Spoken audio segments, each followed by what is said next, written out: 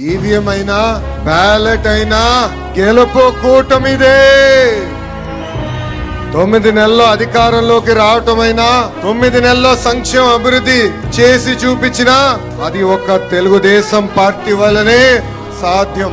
ఆనాడు 9 నెలల్లోనే తెలుగుదేశం పార్టీని అధికారంలోకి తీసుకొచ్చిన విశ్వవిఖ్యాత నట సార్వభౌమ స్వర్గీయ శ్రీ నందమూరి తారక రామారావు గారు 9 నెలల్లోనే రాష్ట్రానికి అభివృద్ధి సంక్షేమం ఏంటో చేసి చూపించిన పేదల నాయకుడు, మన ప్రీతమ నాయకుడు చంద్రబాబు నాయుడు గారు.